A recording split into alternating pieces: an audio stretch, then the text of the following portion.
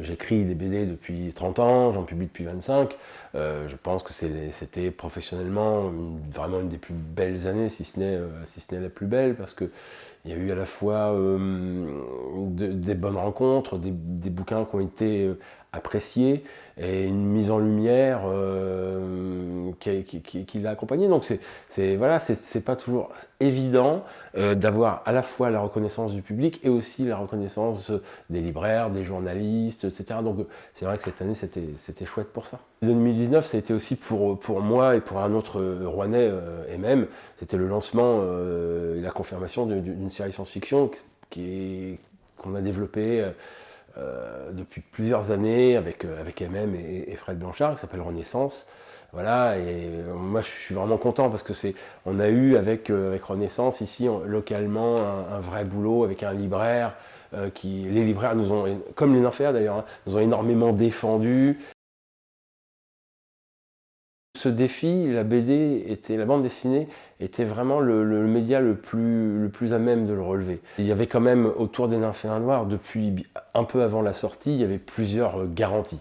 La première garantie, c'était quand même la présence de Michel Bussy, du roman, qui est un roman fort. Voilà, il y avait, voilà. Le deuxième signe, c'était la présence de la collection Air Libre chez Dupuis, qui en général sont des gens qui ne s'embarquent pas dans n'importe quoi. Dans les premières lectures, finalement, les solutions visuelles se sont présentées assez vite en fait.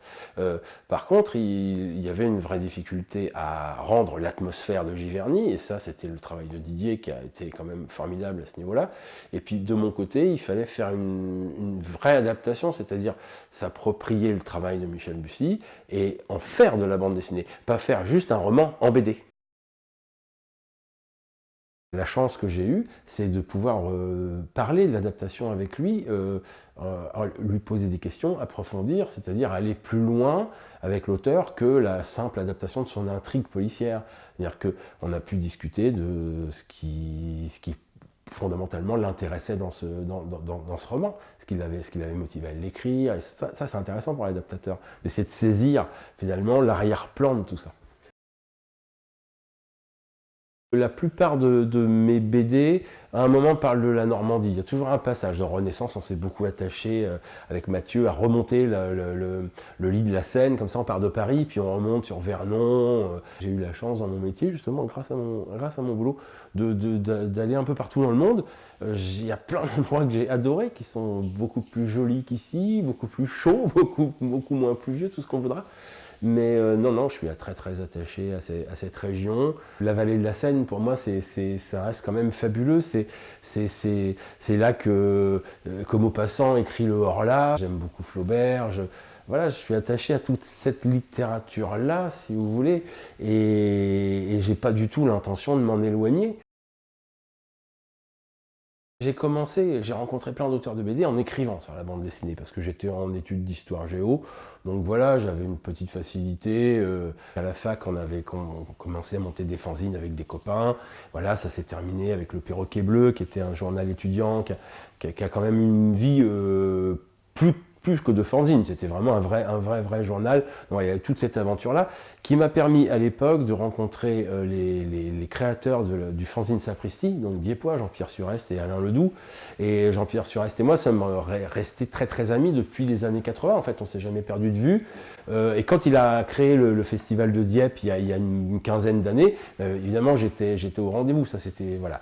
Après, il y a eu les rencontres locales avec les auteurs normands, rouennais, donc évidemment Thierry Cailleteau, Vatine à l'époque, Patrick Jussaume qui vivait ici, Franck Le Gall, et qui étaient et je ne parle pas de Daniel Pecker qui habite toujours à 5 minutes de chez moi et qui avait cette gentillesse de toujours recevoir les jeunes auteurs. Voilà, donc donner des conseils, et puis par moments même jusqu'à Vatine et Cailleteau qui m'ont donné ma chance puisque j'ai signé mon premier contrat professionnel avec eux. L'écologie, en tout cas la nécessité de changer non pas le monde complet, mais de changer la manière de l'habiter, de vivre dedans, que ce soit en termes de relations humaines ou en termes de modèle économique, de paradigme. Ça, c'est présent depuis le début. Dès les premiers Carmen, en réalité, il y a 25 ans, il y avait cette réflexion, cette envie de réflexion, en tout cas, sur les aborigènes, leur rapport à la nature, et nous, les cyberpunks, ce qu'on en faisait, quoi. Et donc, il y avait cette relation qui m'a toujours un petit peu interrogé, puis qui, évidemment, ça s'est amplifié, de notre rapport avec l'Internet, ce qu'on appelait à l'époque la matrice, le réseau. Aujourd'hui, c'est l'Internet. Comment on y fait de la politique, comment on y rencontre des gens, comment on y construit des choses. Voilà, c'est ça. Et comment on peut manipuler tout ça. Renaissance, c'est un projet qui se veut un peu plus optimiste, au fond. On sait que si on ne fait rien, eh bien, ça va être très très compliqué. Donc, que faisons-nous et comment, quoi? Donc là, il y a une petite métaphore, effectivement, avec des extraterrestres qui viennent nous aider, mais qui finalement sont pour moi les ressources qu'on a encore peut-être en nous. La journée idéale elle est très simple. Le matin, c'est plutôt sport, détente, lecture, réflexion, préparation de la journée. Et puis l'après-midi, enfin quand je dis l'après-midi de 13h à 19h, c'est vraiment derrière l'ordinateur à écrire, à construire. Donc voilà, une semaine parfaite pour moi, c'est une semaine où j'écris 10 planches de bande dessinée. Voilà, 10 planches de scénario, ça fait à peu près 2 pages par jour, plus le lundi où je prépare, en fait, j'écris peu le lundi. J'ai appris avec Peko et Jour J à travailler vite. Ça, je ne savais pas le faire avant. J'ai écrit l'équivalent de 8 à 10 bouquins par an. Voilà, ce qui pour un scénariste est une bonne moyenne. Oui, la tentation, bien sûr, ça serait chouette, mais je n'ai absolument pas le temps. Aujourd'hui, j'ai la chance d'exercer ce que je préfère, c'est-à-dire rencontrer un dessinateur, voir un dessin qui me fascine et réfléchir à la meilleure manière de découper une histoire, de proposer une histoire pour que ce dessin brille. Michel Bussy, il écrit un roman par an, ça lui prend beaucoup de temps. C'est en tout cas 6-7 mois d'immersion totale. Or, aujourd'hui, clairement, ça serait se mentir que de dire que je peux arrêter mon activité de scénariste en 6-7 mois. Les dessinateurs, je me suis engagé, moi, vis-à-vis des dessinateurs. Il y a des suites à écrire, des projets à monter.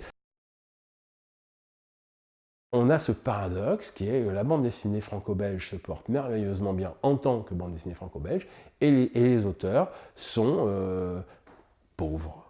On a la moitié de notre profession qui vit en dessous du seuil de pauvreté. De plus en plus de gens acceptent des conditions très très très précaires. Tout ça fait que voilà, le métier connaît de grandes difficultés. J'ai eu beaucoup de chance, voilà, j'ai des séries qui se sont installées, etc. Et effectivement, à titre perso, oui, je fais partie de cette petite caste d'auteurs qui vivent très très bien de la bande dessinée, c'est certain. Je lis beaucoup. Donc je suis la littérature haïtienne, par exemple, Mackenzie Orsel, je le cite souvent, j'adore. J'aime beaucoup les quelques Français, en ce moment Philippe Forest, qui me fascine dans son rapport justement au vécu, au réel, à l'irréel, enfin tout ça me fascine parce qu'il écrit sur plein de strates comme ça, c'est génial. En BD, j'ai bien aimé, moi je suis des gens comme Alfred, Senso, j'ai bien aimé cette année, c'était une jolie BD, très intime, très intimiste. J'adorerais adapter Julien Gracq un jour. Là je vais lire le nouveau Echnos par exemple, j'attends d'aller l'acheter là. Et voilà, Echnos, tous les éditions de minuit, j'aime Mauvigné, j'aime tous ces gens-là qui sont mine de rien importants, Jean-Philippe Toussaint, m'intéresse à tout ça. Et puis je reviens aussi par moments à de vieilles passions comme Jules Verne, que je lis toujours, parce que je profite de la Pléiade pour les acheter, les relire. Une belle semaine pour moi où j'écris 10 planches de BD, je lis 2 romans.